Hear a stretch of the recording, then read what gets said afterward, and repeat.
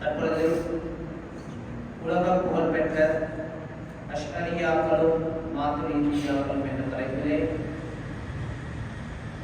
சிறப்பான ஒரு உரையை நிகழ்த்துவதற்காக வேண்டி தலீகாவுடைய அமைப்பிலே இயங்கி வரக்கூடிய கண்டி ஒழுங்குவர மஜ்லிஸுல் உலமா இயக்கத்தின் ஃபத்வா குழுவின் தலைவரும் மற்றும் கெலியோய பட்டப்பிட்டிய மின்ஹாஜியா அரபு கல்லூரியின் முன்னாள் அதிபரும் தெஹிவலை ஜாமியத்துல் ஹௌசியா அரபு கல்லூரியின் முன்னாள் விரிவுரையாளரும் மற்றும் வானசாஸ்திரத்தில் தேர்ச்சி பெற்றவருமான மௌலவி முபாரக் மின்ஹாஜி அரோசி ஃபலகி அவர்களை அன்புடன் அழைக்கின்றேன்.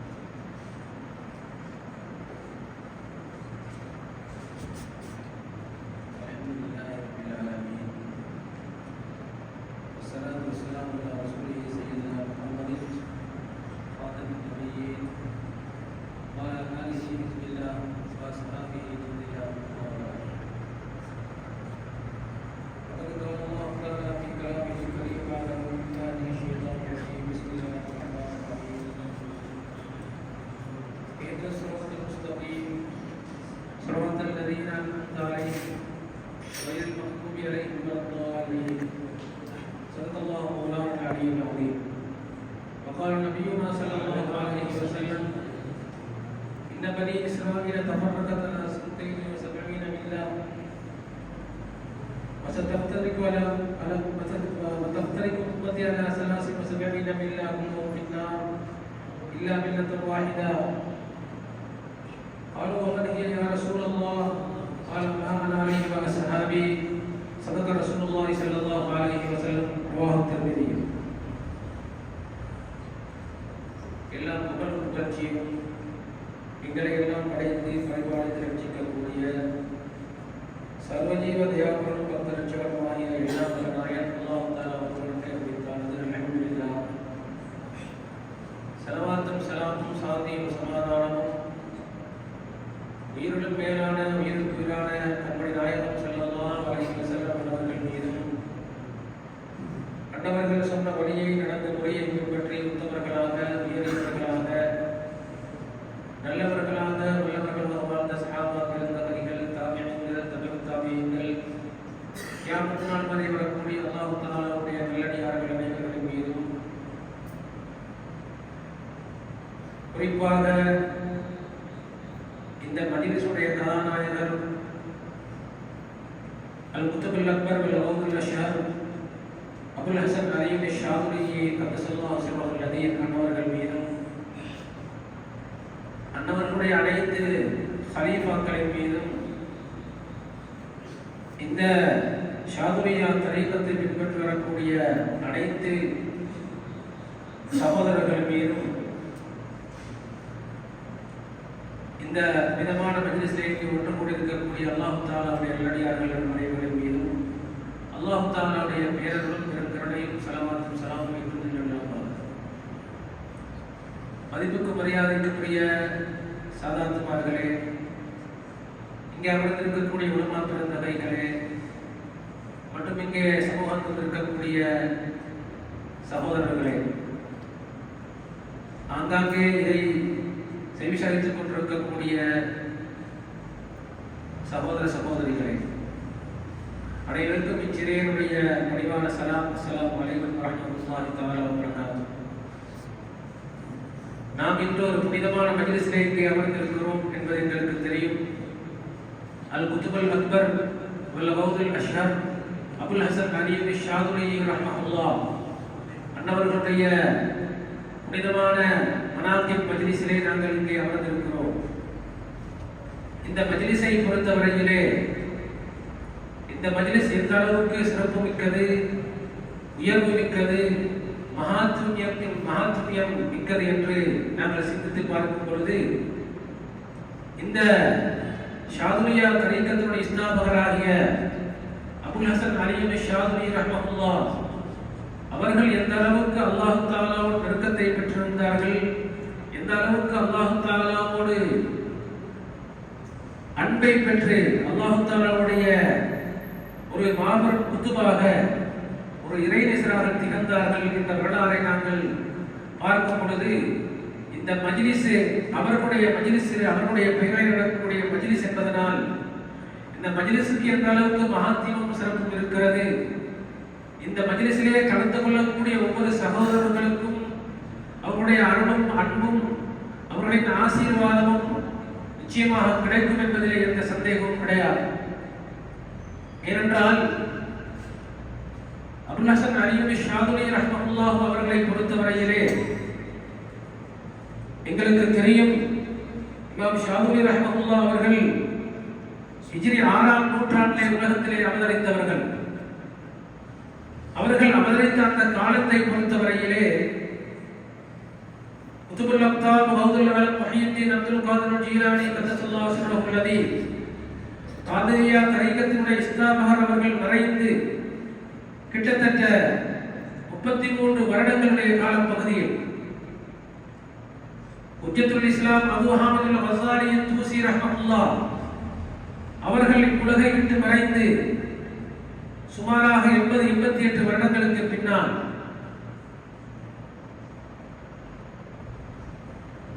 அதே போன்று சுல்தானுல் ஆரிஃபீன் தாஜுல் முஹக்கிகீன் Abul Abbas Sayyid Ahmadul Kabir Rifai கத்தஸல்லாஹு சிர்ரஹுல் லதீப் அவர்கள் உலகத்திலே இருந்து மறைந்து 15 வருடங்களுக்கு பின்னால் குதுபுல் ஹிந்த் அதாய ரசூல் ஹாஜா முஈனுத்தீன் சிஷ்தி கத்தஸல்லாஹு சிர்ரஹுல் லதீப் அவர்கள் வாழ்ந்து கொண்டிருந்த அவருடைய கடைசி காலத்திலே தான் அபுல் ஹசன் அலி ஷாதுலி ரஹ்மத்துல்லாஹி அலைஹி அவர்கள் இந்த உலகத்திலே அவதரிக்கிறார்கள். அவதரித்த அபுல் ஹசன் அலி ஷாதுலி ரஹ்மத்துல்லாஹ் அவர்கள் சென்றுவிட்ட அந்த மாபெரும் நாதாக்கள் உலகத்திலே எந்த பணியை செய்தார்களோ, எந்த வேலையை செய்தார்களோ, அந்த வேலையை தொடராக செய்வதற்கு அல்லாஹ் தஆலா ஏற்படுத்திய ஒரு மகான் என்று தான் சொல்ல வேண்டும். ஏனென்றால் அபுல் ஹசன் அலி ஷாதுலி ரஹ்மத்துல்லாஹி அலைஹி அவர்கள் தன்னுடைய ஆரம்ப காலத்திலே அவருடைய வரலாறுகளை பார்க்க முடிகிறது. சுல்தானுல் ஆரிஃபீன் சையத் அஹ்மதுல் கபீர் ரிஃபாயி கத்தஸல்லாஹு சிர்ரஹுல் லதீப் அவர்கள் வாழ்ந்த அவர்களுடைய ஊருக்கு சென்று பகதாதிலே அவர்களிடத்திலே பையத்து பெறுவதற்காக சென்றார்கள். சென்று அவர்களிடத்திலே பையத்து கேட்ட பொழுது சுல்தானுல் ஆரிஃபீன் சையத் அஹ்மதுல் கபீர் ரிஃபாயி நாயகத்தினுடைய நேரடி மாணவராகிய, நேரடி ஹலீஃபாவை அவர்கள் முரீதாகிய ஷேகிடத்திலே சென்று பையத்து கேட்ட பொழுது ஷாதுலி ரஹ்மத்துல்லாஹி அலைஹி அவர்களுக்கு அவர்கள் சொன்ன கருத்து, அவர்கள் சொன்ன அபிப்பிராயம் என்ன, உங்களுக்குரிய ஷேக் நான் அல்ல, உங்களுடைய ஷேக் உங்களுடைய ஊரிலே இருக்கிறார்கள், அவர்களிடத்திலே சென்று நீங்கள் பையத்து பெற்றுக் கொள்ளுங்கள் என்று சொன்ன பொழுது அவர்கள் திரும்ப வந்து தன்னுடைய ஷேகை தேடிக்கொண்டிருக்கக்கூடிய நேரத்திலே தான் அப்துல் சலாம் இப்னு பஷீஷ் ரஹ்மத்துல்லாஹுடைய சந்திப்பு கிடைத்து அவர்கள் மூலமாக பையத்து பெற்று இமாம் ஷாதுலி ரஹ்மத்துல்லாஹி தஆலா அலைஹி அவர்கள் தங்களுடைய இந்த மார்க்கப்பணியை தொடர்ந்தார்கள். ஆன்மீக பயணத்திலே அவர்கள் தன்னுடைய காலடி எடுத்து வைத்து ஆன்மீக பயணத்தை மேற்கொண்டார்கள் என்று வரலாறு எங்களுக்கு சொல்லிக் கொண்டிருக்கிறது.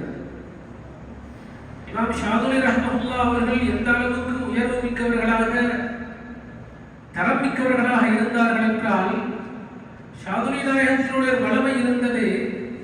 வளமையாகவே தான் அதிகமாக ஹஜ்ஜி பயணம் மேற்கொள்ளக்கூடியவர்களாக, ஹஜ்ஜுக்கு செல்லக்கூடியவர்களாக இருந்தார்கள். ஒரு வருடம் தான் ஹஜ்ஜி பயணத்தை மேற்கொள்வதற்காக தயாராக இருக்கக்கூடிய நேரத்திலே அங்கே ஒரு அரசாங்கத்தினால் ஒரு கருத்து வெளியிடப்படுகிறது. அந்த காலத்திலே தாத்தாரியாக்களுடைய படையெடுப்பு அதிகமாக இருந்த காலம். தாத்தாரியாக்கள் என்ன செய்தார்கள்? படையெடுத்து வரப்போகிறார்கள் என்ற செய்தி வருகிறது. அவர்கள் மக்கா மதீனா நகருக்கு கூட வரக்கூடிய வாய்ப்பு இருக்கிறது, அவருடைய படையெடுப்பு வரக்கூடிய வாய்ப்பு இருக்கிறது, மற்ற அரபு நாடுகளுக்கு வரக்கூடிய வாய்ப்பு இருக்கிறது. அதனால் ஹஜ்ஜுக்கு யாராவது செல்வதாக இருந்தால் இந்த முறை யாரும் ஹஜ்ஜுக்கு செல்ல வேண்டாம். அப்படி யாராவது அதை மீறி ஹஜ்ஜுக்கு செல்வார்களாக இருந்தால் அவர்களுக்காக யாரும் அரசாங்கத்திலே உத்தரவாதம் தர முடியாது, அவர்களை அரசாங்கம் பொறுப்பேற்றுக் கொள்ளாது என்பதாக ஒரு கருத்தை அங்கே, ஒரு செய்தி அங்கே அரசாங்கத்தினால் சொல்லப்படுகிறது. இந்த கருத்தை சொன்னவர்கள் அந்த காலத்தில் அரசாங்க அதிகாரியாக இருந்த இஸ்ஸுத்தீன் அப்துல் சலாம் ரஹ்மத்துல்லாஹ் அவர்கள். இஸ்ஸுத்தீன் அப்துல் சலாம் ரஹ்மத்துல்லாஹ் அவர்கள் பிற்காலத்திலே இமாம் ஷாதுலி ரஹ்மத்துல்லாஹுடைய மாபெரும் ஒரு முரீதாக மாறினார்கள் என்ற வரலாறு இருக்கிறது. அப்படியான கருத்து சொல்லப்பட்ட பொழுது இமாம் அபுல் ஹசன் அலி ஷாதுலி ரஹ்மத்துல்லாஹ் அவர்கள் இஸ்ஸுத்தீன் அப்துல் சலாம் ரஹ்மத்துல்லாஹை நெருங்கியவரிடத்திலே கேட்டார்கள், ஒரு அடியான் இருக்கிறார், அவரை பொறுத்தவரையிலே அவருக்கு கண்மூடி திறக்கக்கூடிய நேரத்திலே இந்த உலகத்திலே இந்த மஷ்ரிக்கிலே இருந்து மக்ரிபுக்கு சென்று வரக்கூடிய ஆற்றல் இருக்கிறது. அப்படிப்பட்ட தகமையுள்ள ஆற்றல் உள்ள ஒரு மனிதர், அவருக்கும் இந்த சட்டம் செல்லுபடியாகுமா என்பதாக கேட்டார்.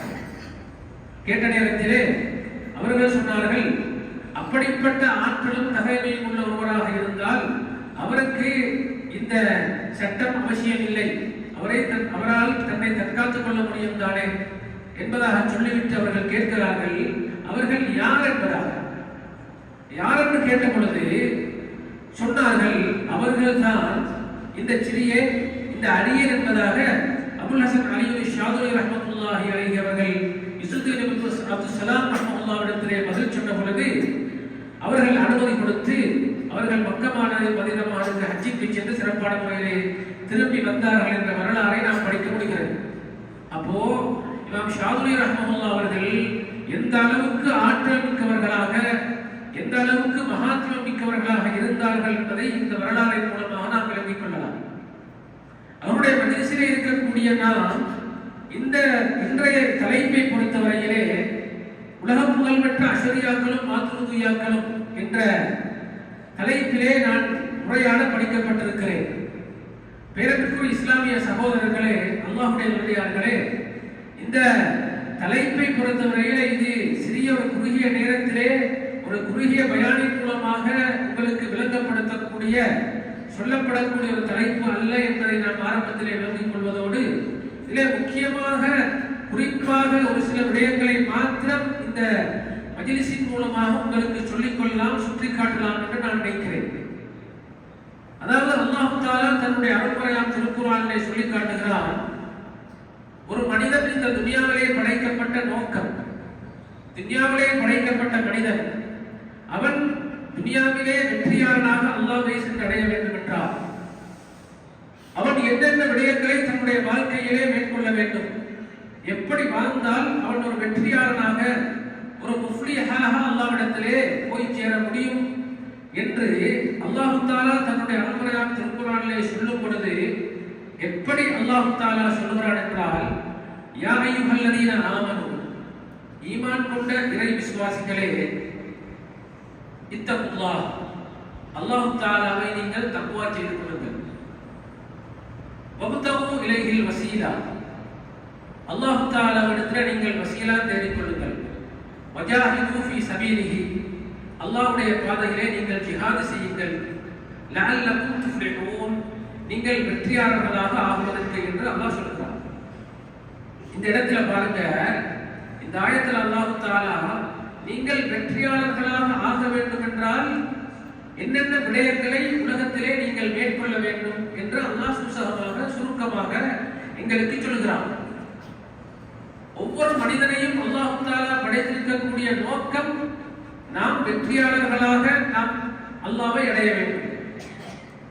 எந்த நோக்கத்துக்கு அல்லாஹ் எங்களை இந்த உலகத்திலே படைத்திருக்கிறானோ அந்த நோக்கத்தை நாங்கள் நிறைவேற்றியவர்களாக நாங்கள் அல்லாஹ்வை சென்றடைய வேண்டும் என்பதுதான் மனிதனுடைய நோக்கமே தவிர, அதுக்கு மாற்றமாக ஏதோ நாம் துனியாவிலே பிறந்திருக்கிறோம், வாழ்கிறோம், கல்யாணம் முடிக்கிறோம், பிள்ளை குட்டி பெறுகிறோம், நாங்கள் ஏதோ சம்பாதிக்கிறோம், வீடு கட்டுகிறோம், சொத்துகள் வாங்குகிறோம், பணத்தை சம்பாதிக்கிறோம், நாங்கள் அவைகளை வைத்துவிட்டு நாங்கள் கடைசியாக மரணம் அடைந்து நாங்கள் மண்டரைக்கு செல்கிறோம் என்பது நோக்கம் அல்ல. இப்படியான நோக்கம் யாருக்கு இருக்க வேண்டும் என்றால் இது மனிதனுடைய நோக்கம் என்று அல்லாஹ் தஆலா சொல்லவில்லை. மனிதனை பொறுத்தவரை மனிதனை அல்லாஹ் தஆலா படைத்திருக்கக்கூடிய நோக்கம் வேறு. குறிப்பாக ஒரு மனிதனை பொறுத்தவரையிலே நாங்கள் எல்லாரும் சிந்திச்சு பாருங்க, எங்களை அல்லாஹ் தஆலா படைத்த நோக்கத்தை பொறுத்தவரையிலே நாங்கள் சிறிய பிள்ளைகளாக நாங்கள் பிறந்த நேரத்திலே எந்த தரத்தோடு நாங்கள் இருந்தோம், வேறொன்று தேவையில்லை. நாங்கள் பிறந்த நேரத்திலே எந்த நிலைமையில் எந்த தரத்தோடு நாங்கள் இருந்தோம் என்று நாம் சிந்திக்கும் பொழுது, நாங்கள் பிறந்த நேரத்திலே அல்லாஹ் தஆலாவிடத்தில் உயர்ந்த தரஜா உடையவர்களாக நாங்கள் இருந்தோம். சிறிய குழந்தைகளாக இருக்கும் பொழுது எங்களிடத்திலே வேற்றுமை கிடையாது, கருப்பு வெள்ளை என்ற வேற்றுமை கிடையாது, உயர்ந்த ஜாதி தாழ்ந்த ஜாதி என்ற வேற்றுமை கிடையாது, கருப்பன் வெள்ளையன் என்ற வேற்றுமை கிடையாது, பணக்காரன் ஏழை என்ற வேற்றுமை கிடையாது, கருப்பு வெள்ளை என்ற வேற்றுமை கிடையாது. எந்த விதமான வேற்றுமையும் இல்லாத சுத்தமானவர்களாக நாங்கள் இருந்தோம். அது மாத்திரமல்ல, எங்களுடைய கண்களின் மூலமாக நாங்கள் மலக்குமார்களை காணக்கூடிய ஆற்றல் உள்ளவர்களாக இருந்தோம். மலக்குமார்களோடு பேசக்கூடிய சக்தி உள்ளவர்களாக நாங்கள் இருந்தோம். மலக்குமார்களோடு நாங்கள் ஒவ்வொருவரும் நாங்கள் கதைத்திருக்கிறோம், பேசி இருக்கிறோம். ஆனா இப்ப எங்களுக்கு ஞாபகம் இருக்கா? மலக்குமார்களோடு நாங்கள் சிறு பிள்ளைகளே, நாங்கள் சின்ன பிள்ளைகளாக இருக்கும் பொழுது நாங்கள் கதைத்தோம், நாங்கள் பேசினோம், நாங்கள் மலக்குமார்களை எங்களுடைய கண்களால் பார்த்திருக்கிறோம் என்று யாருக்காவது ஞாபகம் இருக்கிறதா? அதை கூட நாங்கள் அந்த நிலைமை எப்படிப்பட்டது என்று கூட நாங்கள் மறந்தவர்களாக இருக்கிறோம் என்றால் நாங்கள் எந்த நிலையிலே இருக்கிறோம்? அல்லாஹ் தஆலா தன்னுடைய அருள்மறையான திருக்குர்ஆனில் ஒரு மனிதன் கடைசியாக அல்லாஹ்வை சென்றடையும் பொழுது எந்த நிலையிலே வர வேண்டும் என்றால் அல்லாஹ் சொல்கிறான், யா அய்யத்துஹன் நஃப்ஸுல் முத்மஇன்னா, முத்மஇன்னா என்ற தரஜாவை அடைந்த நஃப்ஸே. எப்படி சொல்றான்? நாங்கள் தல்கீன் ஓதுறோம் இல்லையா, நம்ம ஜனாதாவை கொண்டு வைத்து அடக்கம் செய்துவிட்டு கடைசியாக தல்கீன் ஓதும் பொழுது அந்த தல்கீன்ல கடைசியாக ஓதக்கூடிய ஒரு ஆயத்து, யா அய்யத்துஹன் நஃப்ஸுல் முத்மஇன்னா, முத்மஇன்னா என்ற நிலையை அடைந்த ஆன்மாவே, இர்ஜிஇ இலா ரப்பிகி, உன்னுடைய ரப்பிலே நீ திரும்ப செல்லு, திரும்ப மீண்டுகொள் என்பதாக நாங்கள் சொல்றோம். அப்ப இந்த ஆயத்தின் மூலம் அல்லாஹ் எங்களை சுட்டி காட்டுறா, ஒவ்வொரு மனிதன் பிறக்கும் பொழுதும் அவன் எந்த தரஜாவிலே இருந்தான் என்றால், எந்த அந்தஸ்திலே இருந்தான் என்றால், முத்மஇன்னா என்ற நஃப்ஸினுடைய தரஜாவிலே நாங்கள் இருந்திருக்கிறோம். அந்த முத்மஇன்னா என்ற நஃப்ஸுடைய தரஜாவிலே நாங்கள் இருந்ததனால தான், பிறக்கும் பொழுது அந்த நிலையிலே இருந்ததனால தான் எங்களுக்கு மலக்குத்தை பார்க்கக்கூடிய ஆற்றலை அல்லாஹ் தந்திருந்தார். மலக்குமார்களோடு பேசக்கூடிய ஆற்றலை அல்லாஹ் தந்திருந்தார். அப்படிப்பட்ட அந்த மலக்கூத்துறை ஆழத்திலே இருந்த நாம் கொஞ்சம் கொஞ்சமாக நாங்கள் வளரக்கூடிய சிறிய பிள்ளைகள் இருந்து கொஞ்சம் கொஞ்சமாக வளரும் பொழுது நிகழ்ச்ச முதலாவது வேற்றுமைகள் உருவாகிறது. நான் என்ற தன்மை எங்களுடைய நஃப்ஸிலே ஆன்மாவிலே உருவாகிறது. அப்படி அந்த நான் என்ற தன்மை, வேற்றுமை என்ற தன்மை, எனக்கு என்றது பொறுமை, பொறாமை, வஞ்சகம், கோல் சொல்லுதல், புறம் பேசுதல், இன்னும் என்னென்ன பொய் பேசுதல், கெட்ட அசலாக்குதல், கெட்ட குணங்கள், கெட்ட பண்பாடுகள் என்று என்னென்ன குணங்கள் இருக்கின்றதோ எல்லா குணங்களும் எங்களிலே கொஞ்சம் கொஞ்சமாக உருவாகி நாங்கள் அந்த முத்துமாயின்னா என்ற நஃப்ஸுடைய தரத்திலே இருந்து கீழே இருக்கக்கூடிய தரமாகிய முல்ஹிமாவுக்கு நாங்கள் இறங்குகிறோம்.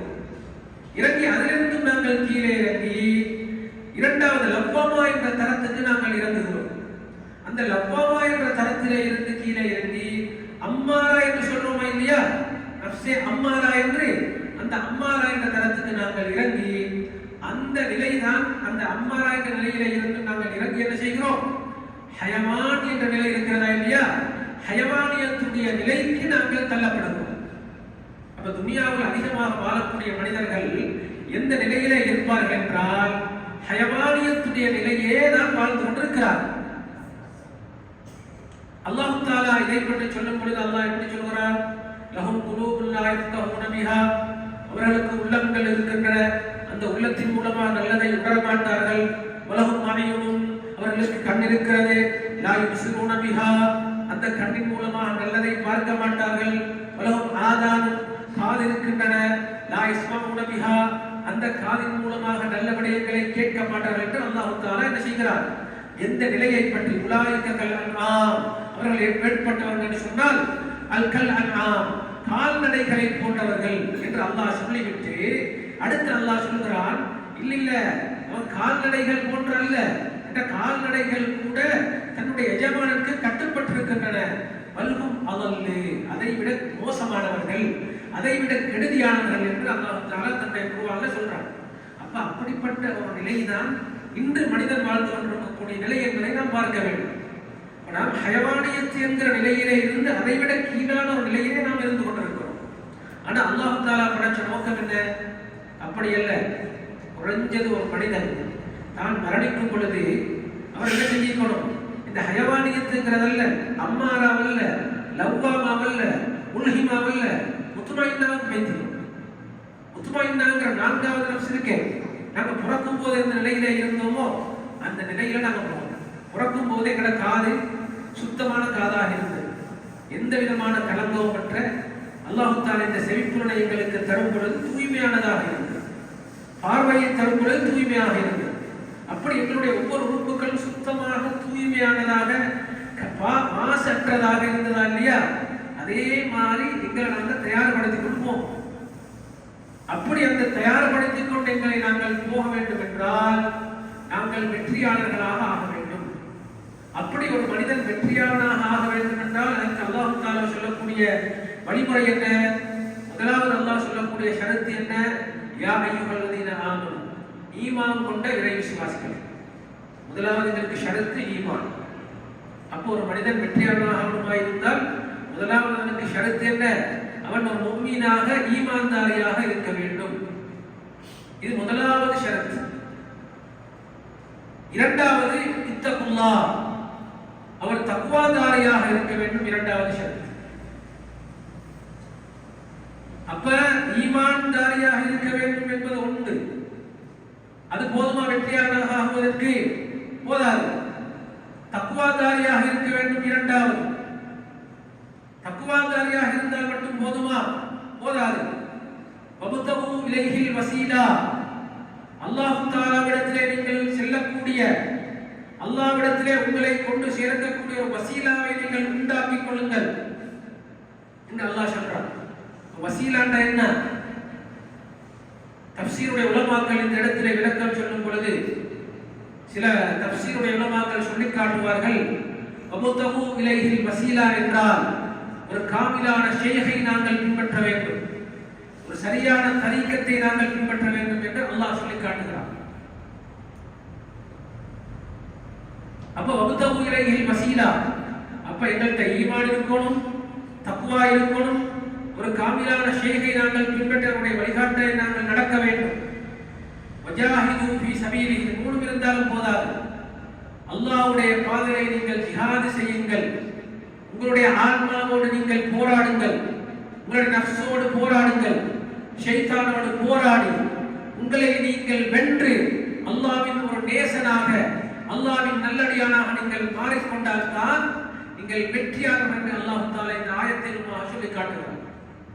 எனவே பேரன்புக்குரிய இஸ்லாமிய சகோதரர்களே, அல்லாஹ்வின் நல்லடியார்களே, இந்த இடத்திலே முதலாவது விடயத்துக்கு நாங்கள் வருவோம்.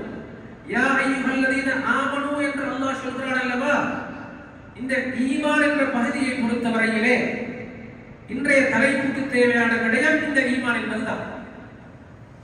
இந்த ஈமான் என்பதை பொறுத்தவரையில எங்களுக்கு தெரியும், அல்லாஹ்வுடைய ரசூல் ஸல்லல்லாஹு அலைஹி வஸல்லம் காலத்தை பொறுத்தவரையிலே, ஸல்லல்லாஹு அலைஹி வஸல்லம் காலத்திலே மதுஹபுகள் என்று 4 மதுஹபுகள் என்று ஒன்று இருக்கல்ல, அஷ்அரியாக்கள் மாதுரிதியாக்கள் என்று ஒன்று இருக்கல்ல. சஹாபாக்களுடைய காலத்தை பொறுத்தவரையிலே இவைகள் அனைத்தும் ஜாமியாக ஷாமிலாக இருந்த காலம். சஹாபாக்களுடைய காலத்துல இப்படியான எந்த ஒரு பிரிவுமே என்ன செய்யல, சஹாபாக்களுக்குள்ள இருக்கல. எங்களுக்கு தெரியும், சஹாபாக்களுக்கு அகீதா சம்பந்தமான விடயங்களை ஸல்லல்லாஹு அலைஹி வஸல்லம் கற்றுக் கொடுத்தார்கள், கொள்கை சம்பந்தமான விஷயங்களை கற்றுக் கொடுத்தார்கள், ஃபிக்ஹ் சம்பந்தமான சட்ட ரீதியான விடயங்களை ஸல்லல்லாஹு அலைஹி வஸல்லம் கற்றுக் கொடுத்தார்கள். அப்படி ஸல்லல்லாஹு அலைஹி வஸல்லம் கற்றுக் கொடுத்து அதன் மூலமாக சஹாபாக்களை பண்படுத்தினார்கள். இப்ப சஹாபாக்களுக்கு ஸல்லல்லாஹு அலைஹி வஸல்லம் முதலாக கற்றுக் கொடுத்த பாடம் எது? ஈமானுடைய பாடம். அல்லாஹ் குர்ஆன்ல சொல்றான், யா அய்யுஹல்லதீன ஆமனூ, ஈமான் கொண்ட இறை விசுவாசிகளே என்று அல்லாஹ் சொல்றானா இல்லையா? இந்த ஈமான் என்ற பகுதியை தான் முதலாக ஸல்லல்லாஹு அலைஹி வஸல்லம் சஹாபாக்களுக்கு கற்றுக் கொடுத்தார்கள். சஹாபாக்கள் ஒவ்வொரு சஹாபிகளுக்கும் ஸல்லல்லாஹு அலைஹி வஸல்லம் நுபுவத்தை எப்பொழுது வெளிப்படுத்தினார்களோ, தன்னுடைய 40வது வயதிலே இருந்து தொழுகை கடமையாக்கப்படக்கூடிய 52வது வருடம் வரும் வரைக்கும் கிட்டத்தட்ட 12 வருடங்கள் ஸல்லல்லாஹு அலைஹி வஸல்லம் சஹாபாக்களுக்கு நடத்திய பாடம் என்ன? ஈமானுடைய பாடம். ஈமானுடைய பாடத்தை தான் ஸல்லல்லாஹு அலைஹி வஸல்லம் கற்றுக் கொடுக்கப்பட்ட, ஸல்லல்லாஹு அலைஹி வஸல்லத்தால் சஹாபாக்களுக்கு சொல்லிக் கொடுக்கப்பட்டது, கற்றுக் கொடுக்கப்பட்டது. அப்ப ஈமானுடைய பாடம்ங்கிறது சின்ன பாடமா? லா இலாஹா இல்லல்லாஹ் முஹம்மதுர் ரசூலுல்லாஹ். இந்த லா இலாஹா இல்லல்லாஹ் முஹம்மதுர் ரசூலுல்லாஹ் தான் 12 வருடங்கள் ஸல்லல்லாஹு அலைஹி வஸல்லம் சஹாபாக்களுக்கு கற்றுக் கொடுத்த பாடம். இந்த பாடத்தின் மூலமாக சஹாபாக்கள் ஒவ்வொரு சஹாபிகளையும் ஸல்லல்லாஹு அலைஹி வஸல்லம் விலாயத்துள்ளவர்களாக ஆக்கினார், அவுலியாக்களாக, அல்லாஹ்வுடைய இறைநேசர்களாக மாற்றினார்கள் சஹாபாக்கள். அப்ப இந்த ஈமானுடைய பகுதியை பொறுத்தவரையிலே, இந்த ஈமானுடைய பகுதி என்பது சாதாரணமான ஒன்று அல்ல. இது சஹாபாக்களுடைய காலம், ஸல்லல்லாஹு அலைஹி வஸல்லம் காலத்திலே இது ஜாமியாக ஷாமிலாக இருந்தது. அங்கே மதுஹபுகள் தோன்றவில்லை, அதே போன்று அகீதா சம்பந்தமான பிரச்சனைகள் தோன்றவில்லை. ஆனால் குழப்பவாதிகள் இருந்தார்களா என்றால் குழப்பவாதிகள் உள்ளால் இருந்தார்கள். எந்த பெயரிலே இருந்தார்கள்? முனாஃபிகீன்கள் என்ற பெயரிலே குழப்பவாதிகள் இருந்தார்கள். இப்ப ஸல்லல்லாஹு அலைஹி வஸல்லம் ஒரு கட்டத்தில் சொன்னாங்க, இன்ன பனி இஸ்ராயீல, நிச்சயமாக பனு இஸ்ராயீலர்கள் 72 கூட்டங்களாக பிரிந்தார்கள். என்னுடைய உம்மத்துமார்கள் 73 கூட்டமாக பிரியும் ஸல்லல்லாஹு அலைஹி வஸல்லம் சொன்னார்கள். எல்லா கூட்டமும் அந்த 73 கூட்டத்திலே 72 கூட்டம் நரகத்துக்கு செல்லக்கூடியவர்கள், இல்லா மில்லத்தன் வாஹிதா, ஒரே ஒரு கூட்டத்தை தவிர மற்ற எல்லா கூட்டமும் நரகவாதிகள், நரகம் செல்லக்கூடியவர்கள் என்பதாக ஸல்லல்லாஹு அலைஹி வஸல்லம் சொன்னார். இந்த ஹதீஸை இமாம் திருமிதி ரஹ்மத்துல்லாஹ் தன்னுடைய ஸஹீஹ் திருமிதியிலே பதிவு செய்திருக்கிறார்கள். இன்னும் பல ஹதீஸ் கிரந்தங்களில் இந்த ஹதீஸ் இடம்பெற்றிருக்கிறது. இப்ப சஹாபாக்கள் கேட்டாங்க, அல்லாஹ்வுடைய தூதரே, அல்லாஹ்வுடைய ரசூலே, சுவனம் செல்லக்கூடிய கூட்டம் எது என்பதாக கேட்ட பொழுது ஸல்லல்லாஹு அலைஹி வஸல்லம் சொன்னார்கள், மா அன அலைஹி வ அஸ்ஹாபி, நானும் எனது தோழர்களும் எந்த கூட்டத்திலே இருக்கிறோமோ, எந்த கொள்கையிலே நாங்கள் இருக்கிறோமோ, எந்த நடைமுறையிலே நாங்கள் இருக்கிறோமோ அந்த கூட்டம் தான் சுவர்க்கத்துக்கு செல்லக்கூடியவர்கள் என்பதாக ஸல்லல்லாஹு அலைஹி வஸல்லம் சொன்னார்கள். அப்ப ஸல்லல்லாஹு அலைஹி வஸல்லம் முன்னறிவிப்பு செஞ்சாங்க, நானும் என்னுடைய தோழர்களும் இருக்கக்கூடிய கூட்டத்தை தவிர மற்ற எல்லா கூட்டமும் நரகவாதிகள், நரகத்துக்கு செல்லக்கூடிய என்பதாக சொன்னார். ஸல்லல்லாஹு அலைஹி வஸல்லம் காலத்துல இந்த 72 கூட்டம் பிரிஞ்சிருந்துச்சுன்னு சொன்னா இல்லை. ஆனால் குழப்பவாதிகள், ஃபித்னாக்குரியவர்கள், பிரச்சனைக்குரியவர்கள், முனாஃபிக்கீன்கள் என்ற பெயரிலே இருந்தார்கள். ஸல்லல்லாஹு அலைஹி வஸல்லம் இந்த மூலையை விட்டு தன்னை மறைத்துக் கொண்டார்கள். சஹாபாக்களுடைய காலம் ஆரம்பமாகிறது. சித்திகுல் அக்பர் ரலியல்லாஹு காலத்திலும் இதே போன்ற இந்த 72 கூட்டங்களும் தன்னுடைய பெயர்களை வெளிப்படுத்தி பிரிந்தார்களா என்றால் அந்த காலத்திலும் முனாஃபிக்குகள் என்ற பெயரிலே தான் இருந்தார். அதற்கு பின்னால உஸ்மான் ரலியல்லாஹு தஆலாவுடைய காலம் வருகிறது. உமர் ரலியல்லாஹுடைய காலத்திலும் இப்படி என்ன செய்யல, முனாஃபிக்கீன்கள் என்ற பெயரிலே தான் இருந்தார்களே தவிர தன்னை என்ன செய்யல, அவர்கள் வெளிப்படுத்திக் கொள்ளவில்லை. உஸ்மான் ரலியல்லாஹு தஆலாவுடைய காலத்துல தான் கொஞ்சம் கொஞ்சமாக இந்த கூட்டங்கள் வெளியாக ஆரம்பிக்கிறது.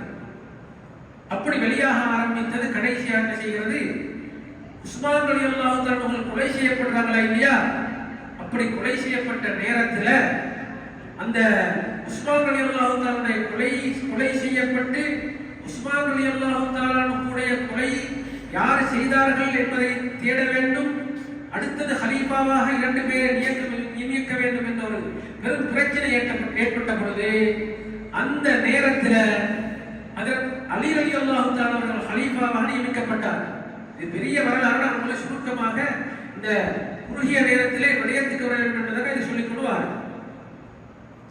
அப்ப அலி ரலியல்லாஹு தஆலாவுடைய காலத்தில் தான் அலி ரலியல்லாஹு தஆலாவுக்கு எதிராக முதலாவது ஒரு கூட்டம் இஸ்லாத்தில் வெளிப்படுகிறது. அந்த முனாஃபிக்குகளாக இருந்தவர்கள் முதலாவது தனக்கு சட்டை போட்டுக் கொள்கிறார்கள். எப்படி? ஹவாரிஜியாக்கள் என்று தன்னை வெளிப்படுத்திக் கொள்கிறார்கள். அப்ப முதலாவது ஹவாரிஜியாக்கள் என்ற ஒரு வழிகட்ட இயக்கம் உருவாகிறது. ஹவாரிஜியாக்கள் என்றால் என்ன பொருள்? ஹஜ்ரத் அலியும் கர்ரமல்லாஹு வஜ்ஹஹு, அலி ரலியல்லாஹு தஆலா அவர்களுக்கு எதிரான கூட்டம்.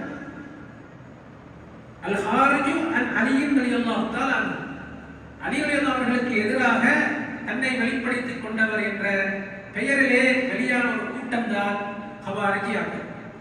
அந்த ஹவாரிஜியாக்கள்ல ஒரு ஆள் தான் அதில் கடைசியாக அலியோட கூட செய்தார்.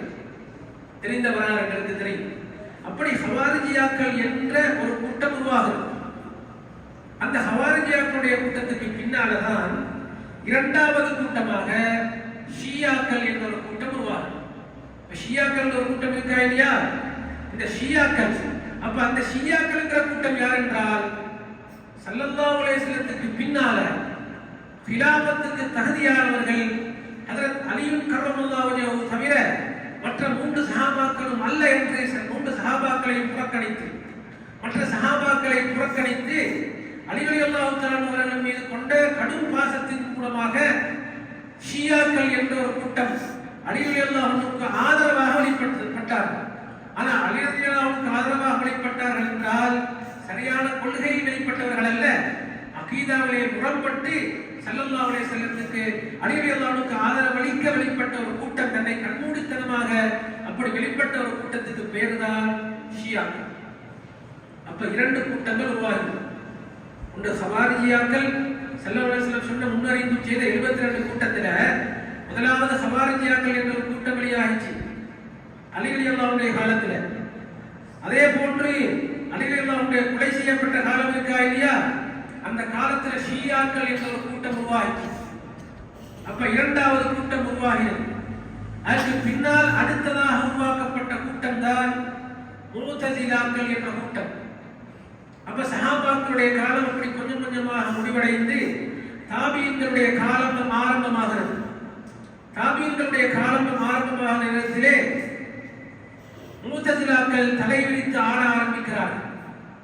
முஅ்தஸிலாக்களுடைய காலம் ஆரம்பமாகிறது.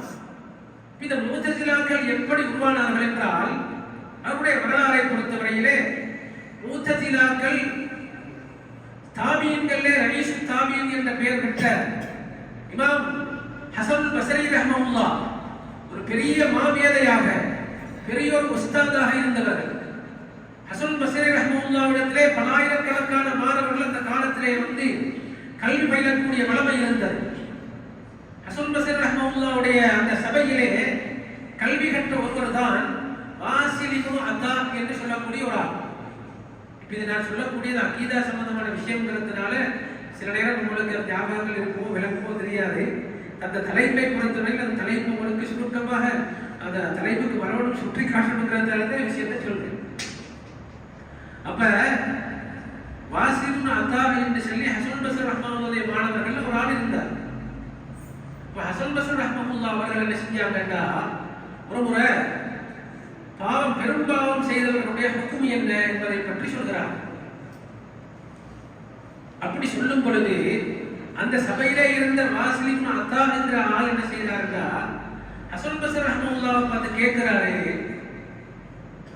உஸ்தாத் அவர்களே, நீங்க பெரும்பாவம் செய்தவரை பற்றி இப்படி நீங்க ஒரு கருத்து சொன்னீங்களே, ஆனா என்னுடைய கருத்து அப்படி அல்ல. பெரும்பாவம் செய்தவரை அவரு இஸ்லாத்தினுடைய சட்டம் எதுவோ பெரும்பாவம் செய்தால் அவர் இஸ்லாத்தை விட்டு நீங்கிவிட மாட்டார். அவர் பெரும்பாவம் செய்தவருக்கு இஸ்லாத்தில் அவர் முஃமின்ங்கிற அந்தஸ்திலே இருந்து இறங்கினாலும் அவர் முஸ்லீமாக இருப்பார் என்ற சட்டம் ஒன்று இருக்கா இல்லையா? இந்த விஷயத்தை சொன்ன பொழுது அந்த வாசில் அதா சொல்றார், அப்படி அல்ல, பெரும்பாவம் செய்தால் அவர் முஃமினும் அல்ல முஸ்லீமும் அல்ல என்ற ஒரு வேறொரு தரஜாவிலே அவர் நிப்பாட்டப்படுவார் அல்லவா என்ற ஒரு கேள்வியை கேட்கிறார் உஸ்தாத மீறி. அப்படி கேட்ட பொழுது இமாம் ஹசன் பஸ்ரி ரஹ்மத்துல்லாஹ் சொல்றாங்க, வாசில் இழுத்தஜல அண்ணா என்பதா சொல்றாங்க. இந்த வாசில் இப்னு அதாங்கிறவரு எங்களுடைய இந்த சபையை விட்டும் எங்களுடைய கொள்கையை விட்டும் நீங்கி விட்டார் என்ற கருத்தை சொல்றார். அப்படி சொன்ன நேரத்தில் என்ன செய்யறாரு, வாசில் இப்னு அதாங்கிறவரு தன்னுடைய கொள்கையை விட்டுக் கொடுக்க முடியாம அந்த கொள்கையோடு அந்த சபையை விட்டு பிரிந்து சென்றார். பிரிந்து சென்றார். அவர் அந்த சபையிலிருந்து பிரிந்து சென்றதனால பேர் என்ன, முஅ்தஸில். அந்த சபையை விட்டு நீங்கி சென்றார், முஅ்தஸில் என்பதாக பேர். அப்படி அந்த சபையை விட்டு நீங்கி சென்றதனால அவர் மீது என்ன செய்கிறார் சொன்னால், தன்னுடைய கொள்கையை பிரகடனப்படுத்தி தனக்கென்று கொள்கைகளை உருவாக்கி அவர் என்ன செய்கிறார், தனக்கு ஒரு கூட்டத்தை உருவாக்குகிறார். அந்த கூட்டத்தில் அவர்களுடைய கொள்கைகள் பிரதமான கொள்கை என்ன, குர்ஆன் என்பது படைக்கப்பட்டது, அல்லாஹ்வுடைய கலாம் இருக்கா இல்லையா, அல்லாஹ்வுடைய கலாம் படைக்கப்பட்டது என்பதாக கருத்தை சொன்னார். அல்லாஹ் தஆலா என்பவன் என்ன செய்யறது, அல்லாஹ் தஆலாவுக்கு பொய் சொல்ல முடியும் என்ற கருத்தை சொன்னார். எப்படி அல்லாஹ் தஆலாவுக்கு பொய் சொல்ல முடியும் என்ன ஆதாரம் காட்டினாங்க? அல்லாஹ் தஆலா பொய் சொல்ல முடியும் என்றால் அல்லாஹ் தஆலா என்பவன் இன்னல்லாஹ அலா குல்லி ஷைஇன் கதீர், அல்லாஹ் தஆலா எல்லா வஸ்துக்களின் மீதும் சக்தி பெற்றவன் என்று அல்லாஹ் குர்ஆன்ல சொல்றான். அப்ப அல்லாஹ் தஆலா எல்லா விஷயங்களின் மீதும் சக்தி பெற்றவன் என்றால் அல்லாஹ் தஆலாவுக்கு பொய் சொல்ல முடியுமா இல்லையா? அப்ப அல்லாஹ் தஆலாவுக்கு பொய் சொல்ல முடியும் என்று ஒரு கருத்தை சொன்னார். ஆனால் சுன்னத்துல் ஜமாஅத்துடைய அகீதா என்ன, அல்லாஹ் தஆலா என்ன செய்ய மாட்டான், அல்லாஹ் தஆலாவுடைய சிபத்துக்கள் அல்லாஹ்வுடைய தன்மைகள் பொய் போன்ற நுக்சானியத்தான குறையுடைய ஒன்றோடு சம்பந்தப்படாது என்பதுதான் சுன்னத்துல் ஜமாஅத்துடைய கொள்கை. இது போன்ற தன்னுடைய கருத்துக்களை எல்லாம் ஒன்று சேர்த்து இந்த வாசில் இப்னு அதா என்பவர் என்ன செய்தார், பெரிய ஒரு கூட்டத்தை திரட்டி தனக்கு என்று பெரிய ஒரு கூட்டத்தை உருவாக்கினார். அந்த காலத்துல இவங்க முஅ்தஸிலாக்கள் என்ற பெயரிலே வலம் வந்தார். இந்த காலத்துல அப்படி இருக்கா இல்லையா? அவங்களுடைய சிந்தனை அவங்களுடைய நோக்கம் என்ன என்றால் அறிவார்த்தமாக பேசுவது. இப்ப அல்லாஹ்வுடைய அந்த கலாம் குர்ஆனுக்கு அல்லாஹ் தஆலா பொய் சொல்ல முடியும் என்ற ஆதாரம் காட்டினாங்களா இல்லையா? இந்த காலத்திலே அது போன்ற நிறைய வழிகேடான இயக்கங்கள் இருக்கின்றன. எங்களுக்கு தெரியும், ஒவ்வொரு பேர்களே ஒரு ஊர்கள்ல நிறைய இயக்கங்கள் இருக்கா இல்லையா? இந்த இயக்கங்கள் எல்லாம் யாரை சார்வார்கள் என்றால் இவர்கள் எல்லாம் ஸல்லல்லாஹு அலைஹி வஸல்லம் இருந்த அந்த 72 கூட்டத்துல அவங்களுடைய பிள்ளைகள், அவங்களுடைய கொள்கைகள், ஆனால் பெயர் மாத்திரம் மாறி இருக்கின்றன. அவருடைய பெயர் மாத்திரம் எப்படி என்ன செய்கிறது, அதாவது இன்றைக்கு நவீன பெயர்களினால் அழைக்கப்படுகிறார்களே தவிர அவர்களுடைய அசல் கொள்கை என்னவென்றால் நாங்கள் தேடி தேடி பார்க்கும் பொழுது கடைசியாக வைத்து ஒன்று முஅ்தஸிலியாக அல்லது ஹாரிஜியாவாக அல்லது ஒரு ஷியாவாக அல்லது முஷப்பிஹாவாக அல்லது முஜஸ்ஸிமாவாக அப்படி அந்த வழிகட்ட 72 இயக்கங்களிலே போய் சேரக்கூடியவர்களாகத்தான் இந்த காலத்தில் இருக்கக்கூடிய அந்த கொள்கைவாதிகள் இருப்பார்கள் என்பதே சந்தேகம் கிடையாது. ஆராய்ந்து பார்த்தால் அதை சொல்ல முடியும். அப்ப இன்றைக்கு நவீன கருத்தை உடைய நவீனவாதிகள் இருக்கிறாங்க இல்லையா, இவங்க முத்தசிலாக்களை தான் போய் சேர்றாங்க. அவங்களுடைய அப்பமார்கள் முத்தசிலாக்கள் என்றது நாங்கள் விளங்கிக் கொள்ளலாம். அப்ப இந்த முத்தசிலாக்களுடைய கொள்கை எந்த அளவுக்கு என்று சொன்னால், இமாம் ஷாஃபி ரஹ்மத்துல்லாஹுடைய காலம், இமாமுடைய காலத்தில் பெரும் தலைவிரித்து ஆடக்கூடிய அளவுக்கு பெரிய பிரச்சனையாக இருக்கு. இந்த கொள்கை, இந்த பிரச்சனை எல்லாம் எதுல உருவாகிச்சுன்னு சொன்னால், அகீதா சம்பந்தமான விஷயங்கள், கொள்கையோடு சம்பந்தப்பட்ட விஷயங்கள்ல தான் இந்த பிரச்சனை எல்லாம் உருவாகிச்சு. இதுல நாங்க விளங்கிக்கிறோம் எப்படின்னா, சஹாபாக்களுடைய காலத்திலே ஃபிக்ஹ் ஒன்றாக இருந்தது, அகீதா ஒன்றாக இருந்தது, தஸவுஃப் ஒன்றாக இருந்தது, தரீகத் ஒன்றாக இருந்தது.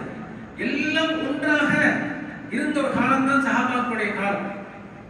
சஹாபாக்களுடைய காலத்துக்கு பின்னால் கொஞ்சம் கொஞ்சமாக என்ன செய்தது, கொஞ்சம் கொஞ்சமாக இவைகள் பிரிய ஆரம்பித்து இதிலே தஸவுஃப் என்ற பகுதியை ஒரு கூட்டம் எடுத்துக் கொண்டார்கள், அகீதா என்ற பகுதி இன்னொரு கூட்டத்துக்கு போனது, அதே போன்று ஃபிக்ஹ் என்ற பகுதி இன்னொரு கூட்டத்துக்கு போனது.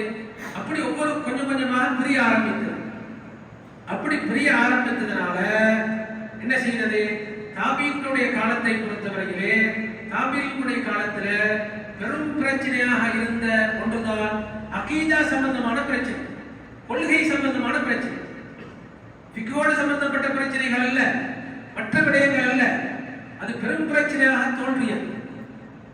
அப்படி அந்த தோன்றிய காலத்துல அப்பதான் என்ன செய்தது, ஃபிக்ஹ் நாங்க 4 மதகுகள் உருவாகிச்சா இல்லையா, ஷாஃபி மத்ஹப், ஹனஃபி மத்ஹப், ஹம்பலி மத்ஹப், மாலிகி மத்ஹப் என்ற 4 மத்ஹப்கள் எப்படி உருவாகிச்சோ அதே போன்று அஷ்அரியாக்களுடைய கோட்பாடு, மாத்துரிதியாக்களுடைய கோட்பாடு என்ற கோட்பாடுகள் உருவாக்கப்பட்டது. அகீதாவுடைய விஷயத்துல நிறைய கொள்கை ஊர்வல்கள் உருவாகி மக்களுக்கு மத்தியில் எது சரியான கொள்கை, எது பிழையான கொள்கை, எப்படி விளங்கிக் கொள்வது என்பதை விளங்க முடியாத ஒரு காலகட்டம் ஏற்பட்ட நேரத்திலேதான் இந்த கொள்கை சம்பந்தமான விளக்கங்கள் மக்களுக்கு உருவாக்கி கொடுக்கப்பட்டது. அப்ப இதுல ஷாஃபி மத்ஹபை பொறுத்தவரையிலே எங்களை ஒவ்வொரு மனிதனை பொறுத்தவரையும் சுன்னத்துல் ஜமாத்துடைய அகீதாவில் இருக்கக்கூடிய ஒவ்வொருவரை பொறுத்தவரையிலும் மத்ஹப்களிலே 4 மத்ஹபில் ஒரு மத்ஹபை ஒரு மனிதன் பின்பற்றுவது வாஜிப். நாம் பின்பற்றுவோமா இல்லையா? பொதுவாக இந்த இலங்கை நாட்டை பொறுத்தவரை, இலங்கை நாட்டில் நாங்கள் பெரும்பாலும் பின்பற்றக்கூடிய மத்ஹப், நாங்கள் ஷாஃபி மத்ஹபை நாங்கள் பின்பற்றுகிறோம். அதே போன்று இந்தியாவை பொறுத்தவரை, இந்தியாவிலே தமிழ்நாட்டில் கரையோர பகுதியை பொறுத்தவரை அதிகமாக ஷாஃபி மத்ஹபை பின்பற்றி வருவார்கள். இன்னும் சில வேறு பகுதிகளிலே ஹனஃபி மத்ஹபை பின்பற்றி வரக்கூடிய மக்கள் இருக்கிறார்கள். அரபு நாடுகளை பொறுத்தவரை அதிகமாக மாலிக் மத்ஹப், ஹம்பலி மத்ஹபை பின்பற்றக்கூடிய மக்களும் இருக்கிறார்கள். அப்படி நாங்கள் ஃபிக்ஹ் சட்டங்களை பொறுத்தவரையிலே, மார்க்க சட்டங்களை பொறுத்தவரையிலே எப்படி 4 மத்ஹபை நாங்கள் பின்பற்றி வரக்கூடியவர்களாக இருக்கிறோமோ அதே போன்று ஒவ்வொரு சுன்னத்துல் ஜமாத்துடைய அகீதாவை பொறுத்தவரையிலே ஒவ்வொரு சுன்னத்துல் ஜமாத்துடைய அகீதாவை பின்பற்றக்கூடிய ஒவ்வொருவரும் நாங்கள் அகீதாவுடைய விஷயத்திலே இமாம் அபுல் ஹசன் அஷ்அரி ரஹ்மத்துல்லாஹ் அவர்களையோ அல்லது அபு மன்சூர் மாதுரிதி ரஹ்மத்துல்லாஹ் அவர்களையோ நாங்கள் பின்பற்றுவது வாஜிபாக இருக்கிறது. அப்படி பின்பற்றினால்தான் எங்களுடைய அகீதா சம்பந்தமான விஷயங்களை நாங்கள் சரியான முறையில் நாங்கள் இந்த அகீதாவை எங்களுக்கு சரியான முறையிலே நாங்கள் விளங்கி அந்த அடிப்படையிலே நாங்கள் ஈமானுடைய பகுதியை அமைத்துக் கொள்ளலாம். அப்ப எப்படி இந்த அஷ்அரியாக்களுடைய கோட்பாடு, மாத்துரிதியாக்களுடைய கோட்பாடு என்று எப்படி உருவாக்கப்படுகிறது என்றால், இமாம் அஷ்அரி ரஹ்மத்துல்லாஹ் அஷ்அரியாக்களுடைய கோட்பாட்டை உருவாக்கிய அஷ்அரியாக்களுடைய தந்தையார் இமாம் அபுல் ஹசன் அஷ்அரி ரஹ்மத்துல்லாஹ் அவர்கள். மாத்துரிதியாக்களுடைய கோட்பாட்டை உருவாக்கியவர்கள் யார்? இமாம் அபு மன்சூர் மாத்துரிதி ரஹ்மத்துல்லாஹ் அவர்கள். அப்ப முஅத்தஸிலாக்களுடைய காலம் நான் சொன்னேன் இல்லையா, தாபீன்களுடைய காலத்தில் முஅத்தஸிலாக்கள் தலை விரித்து ஆடினார்கள் என்று. அப்ப முஅத்தஸிலாக்களுடைய அந்த காலத்தில் அப்படி இருக்கும் பொழுது அதிலே என்ன செய்யறாங்க சொன்னா, அந்த முஅத்தஸிலாக்களுடைய கொள்கையிலே இருந்த ஒருவர் தான் இமாம் அபுல் ஹசன் அஷ்அரி ரஹ்மத்துல்லாஹ். நாங்க அஷ்அரியாக்கள் சரி, நாங்க யாரை நாங்கள் இமாமாக பின்பற்றோமோ அந்த அபுல் ஹசன் அஷ்அரி ரஹ்மத்துல்லாஹ் யாருடைய கொள்கையில் இருந்தாங்க? முஅத்தஸிலாக்களுடைய கொள்கையிலே வேறு ஒன்றி இருந்த பெரிய இமாமாக இருந்தார். முஅத்தஸிலாக்களுடைய கொள்கை சம்பந்தமான பல கிதாபுகளை எழுதியவர்கள் யாரு? அபுல் ஹசன் அஷ்அரி ரஹ்மத்துல்லாஹ். அப்ப இந்த அபுல் ஹசன் அஷ்அரி ரஹ்மத்துல்லாஹி யாருடைய பரம்பரையைச் சேர்ந்தவர்கள் என்றால் ஸல்லல்லாஹு அலைஹி வஸல்லத்துடைய காலத்தில் இருந்த முக்கியமான ஒரு சஹாபியாகிய அபூ மூஸல் அஷ்அரி ரலியல்லாஹு தஆலா அபூ மூஸல் அஷ்அரி ரலியல்லாஹு தஆலா என்ற ஒரு பெரிய சஹாபி இருந்தார். பெரிய ஒரு ஹாஃபில் குர்ஆனாக பெரிய ஒரு காரியாக இருந்தவர்கள். இந்த அபூ மூஸல் அஷ்அரி ரலியல்லாஹு தஆலா அவர்களை பற்றி ஸல்லல்லாஹு அலைஹி வஸல்லம் என்ன செஞ்சாங்க, ஒரு முறை சொன்னாங்க. ஸல்லல்லாஹு அலைஹி வஸல்லம் ஒரு முறை அப்படியே வந்து போகும் பொழுது மஸ்ஜித் நபவியில அபூ மூஸல் அஷ்அரி ரலியல்லாஹு தஆலா தன்னுடைய முபாரக்கான அல்லாஹ்வுடைய கலாமை ஓதிக்கொண்டிருக்கிறார். எந்த அளவுக்கு அழகாக ஓதிக்கொண்டிருக்கிறாங்கன்னு சொன்னா, ஸல்லல்லாஹு அலைஹி வஸல்லம் அதை கேட்டுவிட்டு அப்படி சொல்லும்போது சொன்னாங்க, யா அபா மூஸா, அபூ மூஸாவே, இன்னக கத் ஊதீத மிஸ்மார மின் மஸாமீரி ஆலி தாவூத். தாவூத் அலைஹிஸ்ஸலாத்துடைய குடும்பத்தினுடைய வீணைகளில் ஒரு வீணை நீங்கள் உங்களுக்கு கொடுக்கப்பட்டிருக்கிறது என்று சொன்னார் ஸல்லல்லாஹு அலைஹி வஸல்லம். அந்த அளவுக்கு என்ன செஞ்சாங்க, அழகான முறையில ராகமாக ஓதக்கூடியவர்கள் அபூ மூஸல் அஷ்அரி ரலியல்லாஹு தஆலா. அப்ப இது அபூ மூஸல் அஷ்அரி ரலியல்லாஹு இந்த சப்ஜெக்டை இந்த ஸல்லல்லாஹு அலைஹி வஸல்லம் சொன்னதை கேட்ட பொழுது அபூ மூஸல் அஷ்அரி ரலியல்லாஹு சொன்னாங்க, ஸல்லல்லாஹு அலைஹி வஸல்லம் இப்படி சொல்லுவாங்கன்னு நான் நினைத்திருந்தால் லஹப்பர்துஹு தஹ்பீரா, இதைவிட அழகாக நான் ஓதி இருப்பேன் என்பதாக சொன்னார். உமர் இப்னு கத்தாப் ரலியல்லாஹு தஆலா காலத்துல தராவீஹ் தொழுகை ஆரம்பிக்கப்பட்ட பொழுது வெறும் 4 காரிகளை வைத்து இமாமத்து செய்தார். அந்த 4 காரிகள் ஒருவர் தான் அபூ மூஸல் அஷ்அரி ரலியல்லாஹு தஆலா.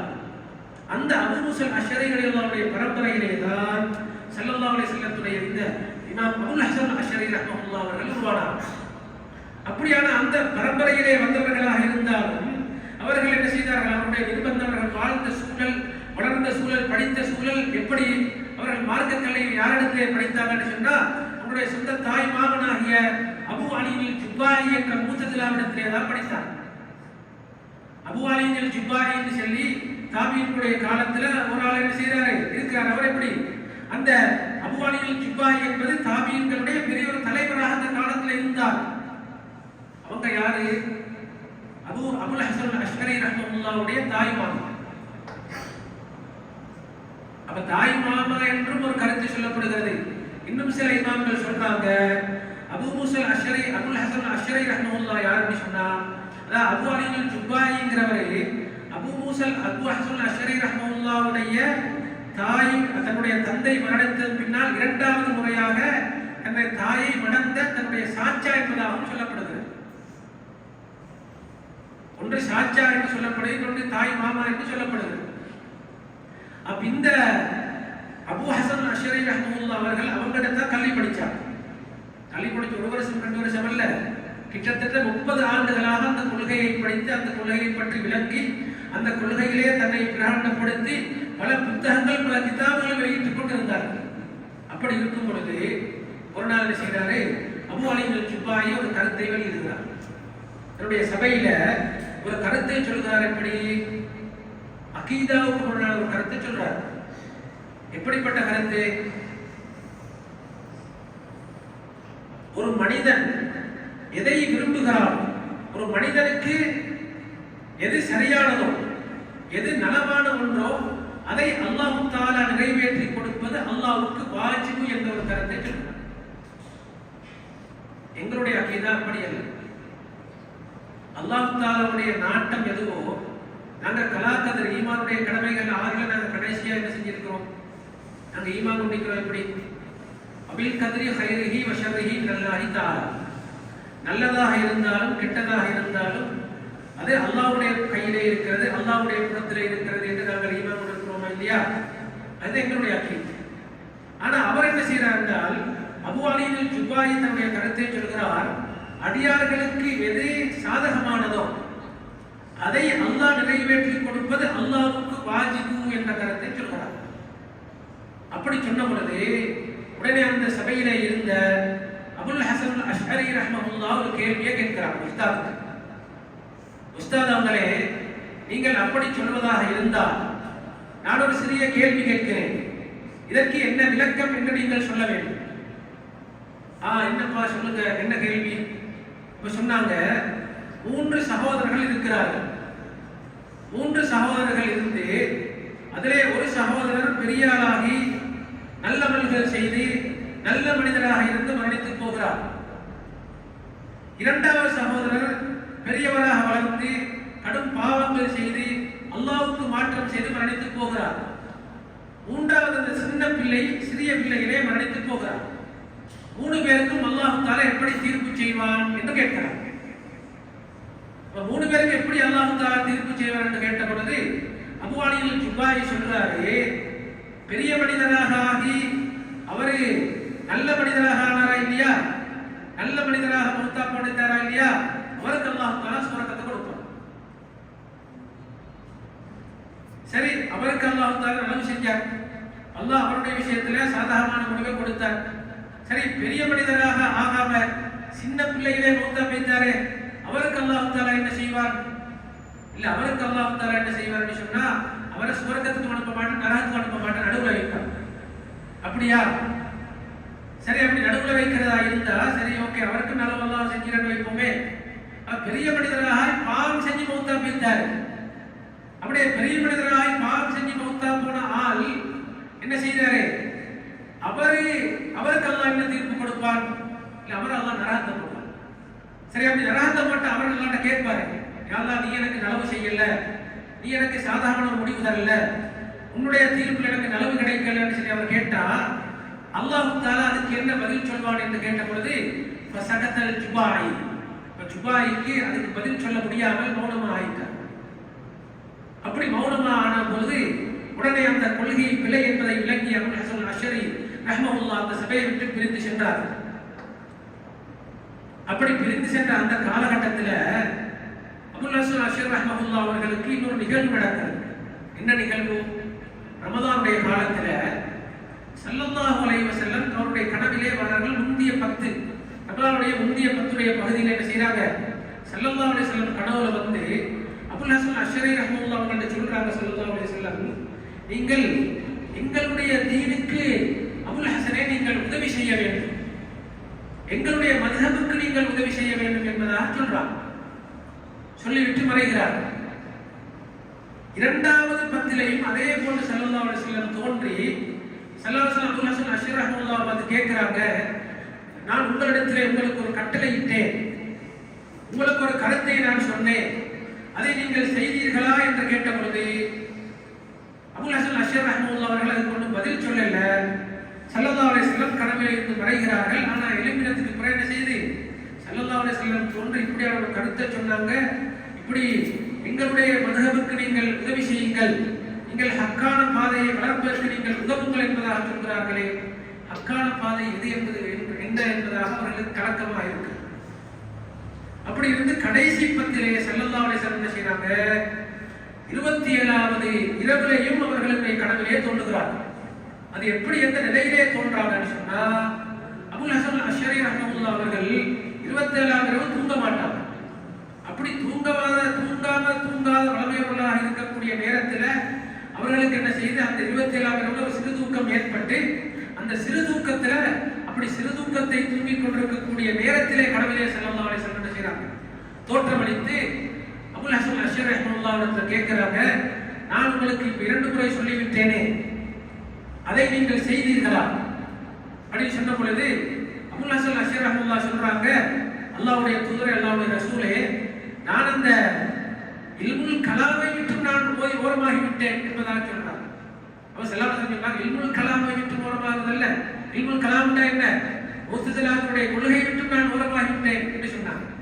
முஅ்தஸிலாவுடைய கொள்கையை விட்டு ஓரமாகிறதல்ல, இந்த மாஅன அலைஹி வஸஹாபி என்ற கொள்கையை நீங்கள் வளர்க்க உதவ வேண்டும், அதை நீங்கள் பிரயாணப்படுத்த வேண்டும், அந்த மذஹபை நீங்கள் வளர்ப்பதற்கு நீங்கள் துணையாக இருக்க வேண்டும் என்று சொன்னார். அப்பதான் அவங்களுடைய உள்ளத்தில் என்ன செய்து அப்ப அந்த நேரத்தில் அவங்க சொன்னாங்க, ஸல்லல்லாஹு அலைஹி வஸல்லம் ரசூலே, நான் எப்படி 30 வருடங்களாக இந்த கொள்கையை படித்து இதை ஹக் என்று நான் விளங்கி நான் இந்த முஅ்தஸிலாவுடைய கொள்கையை இருந்து வந்த நான் எப்படி இதை சொல்வது என்பதாக சிந்தித்து கடைசியாக முடிவெடுத்தார்கள். இந்த முஅ்தஸிலாவுடைய கொள்கை பெயரானது, இது மார்க்கத்துக்கு முரணானது, அகீதாவுக்கு மாற்றமானது, இதை உண்மையான சுன்னத்துல் ஜமாத்துடைய அகீதாவை பிரகடனப்படுத்த வேண்டிய நோக்கோடு என்ன செய்தார்கள்? பஸ்ராவில் இருக்கக்கூடிய ஜும்மா பள்ளியிலே ஆயிரக்கணக்கான மக்கள் ஒன்று சேர்ந்திருக்கக்கூடிய அந்த சபையில ஜும்மா தொழுதுவிட்டு இமாம் அபுல் ஹசன் அஷ்அரி ரஹ்மத்துல்லாஹ் அப்படியே மக்களுக்கு மத்தியிலே எழுந்து நின்று மிம்பர் மேடையிலே ஏறுகின்றார்கள். ஏறிட்டு என்ன செய்தார்கள்? தன்னுடைய போட்டிருந்த அந்த தலைப்பாயை கலட்டி அப்படி அந்த தலைப்பாயை அவர்கள் வீசி எறிந்தார்கள். எரிந்துவிட்டு சொன்னார்கள், நான் எப்படி என்னுடைய இந்த தலைப்பாகை, என்னுடைய இந்த மேலாடையை நான் எப்படி கலட்டி நான் வீசுகிறேனோ, அதே போன்று நான் இதுவரைக்கும் எந்த கொள்கையிலே இருந்தேனோ அந்த முஅ்தஸிலாக்களுடைய கொள்கையை நான் இன்றோடு நான் கலைந்து விட்டேன். இன்றோடு நான் அந்த கொள்கையை நான் விட்டெறிந்து விட்டேன். இன்றிலே இருந்துதான் நான் உண்மையான மா அன அலைஹி வ அஸ்ஹாபி என்ற பெருமானார் ஸல்லல்லாஹு அலைஹி வஸல்லம் எந்த கொள்கையை சொன்னார்களோ அந்த கொள்கையை நான் பிரகடனப்படுத்துகிறேன். அந்த கொள்கை தான் உண்மையான கொள்கை, அந்த கொள்கை தான் சரியான கொள்கை என்பதாக அவர்கள் அன்று மக்களுக்கு மத்தியிலே பிரச்சாரம் செய்து அதை உறுதிப்படுத்தினார்கள். உறுதிப்படுத்திவிட்டு என்ன செஞ்சாங்க?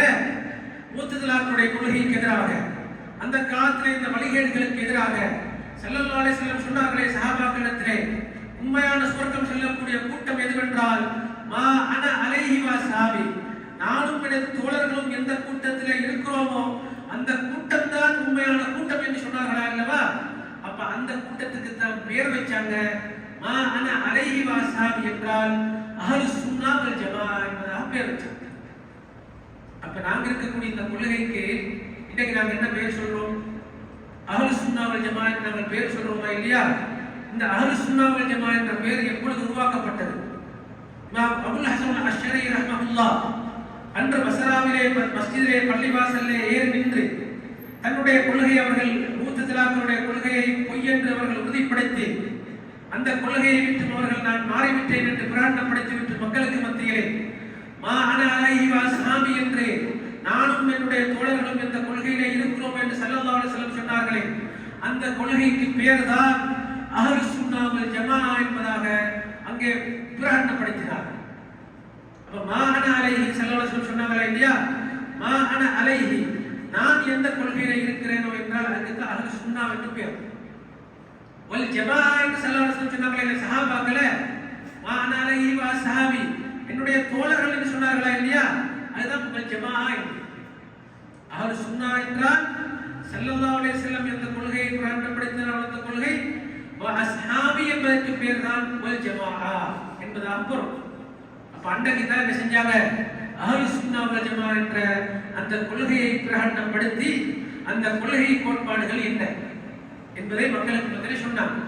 அப்ப அஷ்அரியாக்களுடைய கொள்கை என்ன? உதாரணமா இப்ப அஷ்அரியாக்களுடைய கொள்கை, மாத்துரிதிகளுடைய கொள்கை என்ன சொன்னா வெளியே எங்கே நாங்க தேடக்கூடாது, ஃபிக்ஹ் கிதாபுகள்ல அல்ல. நாங்க முதலாவது ஈமானுடைய கடமைகள் யாரு? ஆமன்து பில்லாஹி வ மலாயிகத்திஹி வ குதுபிஹி வ ருசுலிஹி வல் யௌமில் ஆகிரி வ பில் கத்ரி கைரிஹி வ ஷர்ரிஹி மினல்லாஹி தஆலா வ சொல்றோமா இல்லையா? இந்த ஆறுக்கு தான் அஷ்அரியாக்களுடைய கோட்பாடு அமைந்திருக்கு. மாத்துரிதியாக்களுடைய கோட்பாடும் இந்த ஆறுக்கு தான் இருக்கு. அஷ்அரியாக்களுக்கும் மாத்துரிதியாக்களுக்கும் வேறுபாடு என்ன என்றால், அதாவது அஷ்அரியாக்களும் மாத்துரிதியாக்களும் சரியாக அஹ்லுஸ் சுன்னா வல் ஜமாஅவுடைய கொள்கையை சொல்லக்கூடியவர்கள். அப்ப அஷ்அரியாக்களை அதிகமாக பின்பற்றக்கூடியவர்கள், இமாம் அஷ்அரி ரஹ்மத்துல்லாஹ் அவர்களை அதிகமாக பின்பற்றக்கூடியவர்கள் ஷாஃபி மذஹபை சார்ந்தவர்கள். ஹனஃபி மذஹபை சார்ந்த அதிகமானவர்கள் இமாம் அபூ மன்சூர் மாத்துரிதி ரஹ்மத்துல்லாஹை பின்பற்றக்கூடியவர்கள். இதுல ஆமன்து பில்லாஹி சொல்வது இப்ப நாங்க சொல்றோமா இல்லையா? சுன்னத்துல் ஜமாஅத்துடைய அகீதா படி அல்லாஹ் தஆலா என்பவருக்கு வாஜிபான சிபத்துகள் 20 இருக்கின்றன, முஸ்தஹீலான சிபத்துகள் 20, ஜாயிதான சிபத்து என்று 1 இருக்கிறது. ரசூல்மார்களுக்கு வாஜிபான சிபத்து 4, முஸ்தஹீலான சிபத்துகள் 4, ஜாயிதான சிபத்து என்று 1 இருக்கிறது. மலக்குமார்களை இப்படித்தான் நாங்கள் நம்பிக்கை கொள்ள வேண்டும். நாங்கள் ஈமான் கொண்டிருக்கிறோம் இல்லையா? இந்த கொள்கை, அதாவது அல்லாஹ் சம்பந்தமான கோட்பாடு என்ன, ரசூல் சம்பந்தமான கோட்பாடு என்ன, அல்லாஹ்வுடைய தூதரை நாங்கள் எப்படி நம்பிக்கை கொள்ள வேண்டும், அல்லாஹ் தஆலா விஷயத்திலே நாங்கள் அல்லாஹ் தஆலா மௌஜூதுன், அல்லாஹ் தஆலா மௌஜூத் என்றால் என்ன அதற்கு பொருள், அல்லாஹ் தஆலா காதிர் என்றால் என்ன அதற்கு பொருள், அல்லாஹ் தஆலா சமீஅ என்றால் என்ன அதற்கு பொருள் என்ற அந்த கொள்கை.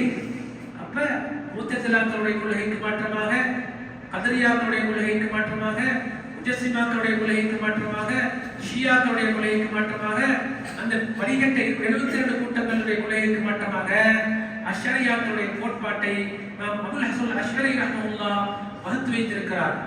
கிதாபுகளை தெளிவாக என்ன செய்கிறார், அதை சொல்லியிருக்கிறார்.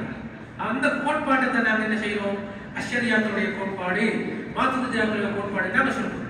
ஆக மொத்தம் அல்லாஹ்வுடைய நல்லடியார்களே, பேரன்புக்கு இஸ்லாமிய சகோதரர்களே, நாங்கள் மதுஹபுகளிலே ஒரு மதுஹபை பின்பற்றுவது எப்படி எங்களுக்கு வாஜிபோ, அதே போன்று அகீதாவுடைய விஷயத்திலே நாங்கள் ஒன்றை பின்பற்றுவது வாஜிபாக இருக்கிறது. ஸல்லல்லாஹு அலைஹி வஸல்லம் அவர்கள் சொன்ன 72 கூட்டம் இருக்கிறதா இல்லையா, அந்த 72 கூட்டம் எப்பயோ பிரிஞ்சிட்டு. ஸல்லல்லாஹு அலைஹி வஸல்லம் காலத்தில் அதாவது முதலாவது உருவான கூட்டம் ஹவாரிஜியாக்கள், இரண்டாவது உருவான கூட்டம் ஷியாக்கள், மூன்றாவதாக முஅ்தஸிலாக்கள், நான்காவது முர்ஜியாக்கள், ஐந்தாவது முஷப்பிஹாக்கள், ஆறாவது ஜஹ்மியாக்கள், ஏழாவது லிராரியாக்கள், எட்டாவது நஜ்ஜாரியாக்கள், ஒன்பதாவது கிலாபியாக்கள், பத்தாவது தான் அஹ்லுஸ் சுன்னா வல் ஜமாஅ என்ற எங்களுடைய கொள்கை. இதுல இந்த 10 இயக்கங்கள் தான் அசல் அடிப்படையான இயக்கங்கள் 72. இந்த 10ல ஹவாரிஜியாக்கள் மொத்தம் 15 பிரிவுகள் இருக்கிறார். ஹவாரிஜியாக்களுக்கு 15 பிரிவுகள் இருக்கிறார். அதே போன்று ஷியாக்கள் மொத்தம் 6 பிரிவுகள் இருக்கிறார்கள். முஅ்தஸிலாக்களில் 12 பிரிவுகள் இருக்கிறார்கள். முர்ஜியாக்களில் 32 பிரிவுகள் இருக்கிறார்கள். முஷப்பிஹாக்களில் 3 பேர் இருக்கிறார்கள், 3 பிரிவுகள் இருக்கின்றன. மற்ற ஜஹ்மியாக்கள், நராரியாக்கள், நஜ்ஜாரியாக்கள், கிலாபியாக்கள் அவங்க ஒவ்வொன்றுதான். ஆக மொத்தம் அதாவது கூட்டி பாருங்க, ஹவாரிஜியாக்கள் 15, ஷியாக்கள் 6, 15 மாறும் எத்தனை, 21. அதோட முஅ்தஸிலாக்கள் 12, முஅ்தஸிலாக்கள் 12 தான் எத்தனையாவது 33. அதோட முர்ஜியாக்கள் 32, முர்ஜியாக்கள் 32, 33, 32 எத்தனையாவது 65. அதோட முஷப்பிஹாக்கள் 3, அப்ப 68. அப்ப ஜஹ்மியாக்கள் 1, 69. நராரியாக்கள் 1, 70. நஜ்ஜாரியாக்கள் 71, கிலாபியாக்கள் 72, அஹ்லுஸ் சுன்னா 73. ஆக மொத்தம் 73 கூட்டங்கள் பிரிந்தது. அந்த 73 கூட்டங்கள்ல அந்த 72 கூட்டங்கள் இருக்கிறது அல்லவா, இன்றைக்கு இருக்கக்கூடிய சின்ன சின்ன கொள்கைவாதிகள் இயக்கங்கள் எல்லாம் இருக்கா இல்லையா, இதெல்லாம் நாங்கள் ஆராய்ந்து பார்க்கும்போது கொள்கையில பார்க்கும் பொழுது இந்த பெரிய 10 கூட்டத்துல அதாவது 9 வழிகட்ட கூட்டங்கள் இருக்கா இல்லையா, அதுல போய் சேருவாங்க. ஆக மொத்தம் அஷ்அரியாக்களுடைய கோட்பாடு, மாத்துரிதியாக்களுடைய கோட்பாடு. அதில் அஷ்அரியாக்களை ஷாஃபியாக்களாகிய நாங்கள் பின்பற்றுகிறோம். ஷாஃபியாக்களை பொறுத்தவரையிலே ஒவ்வொரு முஸ்லிமான பருவமடைந்த புத்தி சுவாதனம் உள்ள ஒரு ஆணை பொறுத்தவரையிலே ஒரு ஆணும் பெண்ணும் அஷ்அரியாக்களுடைய கோட்பாட்டிலே முக்கியமான அல்லாஹ் சம்பந்தமான விஷயங்கள், ரசூல் சம்பந்தமான விஷயங்கள், மலக்குமார்கள் சம்பந்தமான விஷயங்கள், வேதங்கள் சம்பந்தமான விஷயங்கள், கலாக்கதிர் சம்பந்தமான விஷயங்களை படிப்பது வாஜிபாக இருக்கிறது. அதை நாங்கள் படிக்காமல் இருந்தால் எங்களுக்கு ஹுக்கும் என்ன, நாங்கள் ஆசிகள், நாங்கள் பாவிகள். அதுக்கு நாங்கள் நிச்சயமா அல்லாஹ்வை மதிச்சோம். இதான் சுன்னத்துல் ஜமாஅத்துடைய கொள்கை என்பதை நாங்கள் விளங்கிக் கொள்வதோடு, பேரன்புக்கு இஸ்லாமிய சகோதரர்களே, அல்லாஹ் தஆலாவுடைய நல்லடியார்களே, நாங்கள் அபுல் ஹசன் அலி ஷாதுலி ரஹ்மத்துல்லாஹுடைய இந்த சபையை பொறுத்தவரையில, இமாம் ஷாதுலி ரஹ்மத்துல்லாஹ் அவர்களை பொறுத்தவரையில அவங்க எப்படி இருந்தாங்கன்னு சொன்னார். ஷாதுலி இமாமுடைய கடைசி வசியத், ஷாதுலி நாயகத்துடைய கடைசி வசியத், அவங்க 2 வசியத்துக்கள் செய்தார்கள். அந்த 2 வசியத்துக்கள் முக்கியமான ஒரு வசியத், என்னுடைய முரீதிகளை பார்த்தவர்கள் சொன்ன விடயம், எனக்கு பின்னால் என்னுடைய ஹலீஃபாவாக நான் அபுல் அப்பாஸ் முர்சி ரஹ்மத்துல்லாஹை நியமிக்கிறேன், அவரை நீங்கள் என்னுடைய ஹலீஃபாக ஏற்றுக்கொண்டு நீங்கள் அவர்களை பின்பற்ற வேண்டும் என்று சொன்னதோடு அடுத்ததாக சொன்னார்கள், உங்களுடைய பிள்ளைகளுக்கு ஹிஸ்புல் பஹ்ரை நீங்கள் கற்றுக் கொடுக்க வேண்டும், ஹிஸ்புல் பஹ்ரை நீங்கள் கற்றுக் கொடுக்க வேண்டும் என்று சொன்னார்கள். ஹிஸ்புல் பஹ்ரைங்கிறது சாமானியமான ஒன்று அல்ல. ஹிஸ்புல் பஹ்ரைங்கிறது எல்லா தரீக்கத்திலும் இருக்கக்கூடிய முக்கியமான ஒரு விருதாக இருக்கிறது. நான் காதிரியா தரீக்கத்தை சார்ந்தவர். என்னுடைய விருதுகளிலேயும் முக்கியமாக அசரத் தொழுகைக்கு பின்னால் ஹிஸ்புல் பஹர் இருக்கின்றன, ஹிஸ்புன் நஸ்ர் இருக்கின்றன. ஆனால் ஷாதுலி அவர்களால் உருவாக்கப்பட்ட ஹிஸ்ப். அப்ப ஷாதுலி ரஹ்மத்துல்லாஹ் தன்னுடைய கடைசி வசியத் சொல்லும்போது சொன்னார்கள், உங்களுடைய பிள்ளைகளுக்கு ஹிஸ்புல் பஹரை நீங்கள் கற்றுக் கொடுங்கள். ஏனென்றால் ஹிஸ்புல் பஹரை ஹிஸ்புல் ஆலம் இருக்கின்றன, ஹிஸ்புல் பஹரை ஹிஸ்புல் ஆலம் இருக்கின்றது என்று சொன்னார்கள். ஹிஸ்புல் ஆலம் என்றால் என்ன? ஹிஸ்புல் ஆலமை வெற்றி நாங்கள் அல்லாஹ் தஆலா விடுத்த துவா கேட்டால் எந்த துவாவா இருந்தாலும் அல்லாஹ் இஸ்முல் ஆலத்துடைய பவர் அப்படிப்பட்ட பவர்.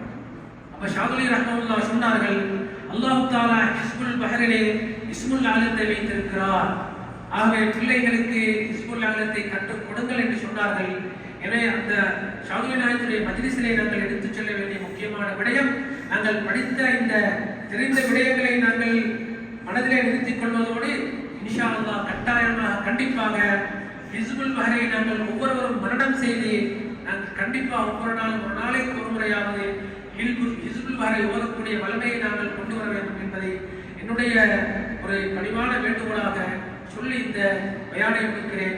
யா அல்லாஹ் என்னுடைய பாவங்களை மன்னிப்பாயாக, இந்த மஜ்லிஸை கபூல் செய்வாயாக, இந்த மஜ்லிஸ்க்கு யார் யாரெல்லாம் பாடுபட்டார்களோ அனைவருக்கும் யா அல்லாஹ் ஷாதுலி நாயகத்துடைய அருளையும் அன்பையும் பெற்றுக் கொடுப்பாயாக.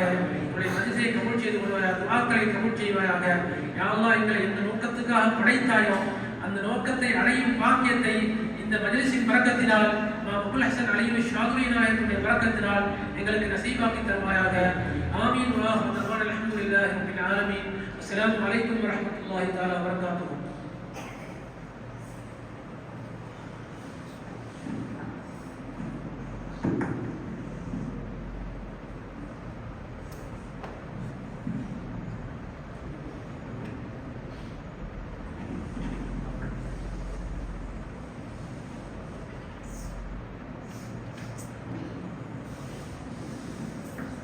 அஸ்ஸலாமு அலைக்கும் வரஹ்மத்துல்லாஹி வபரகாத்துஹு.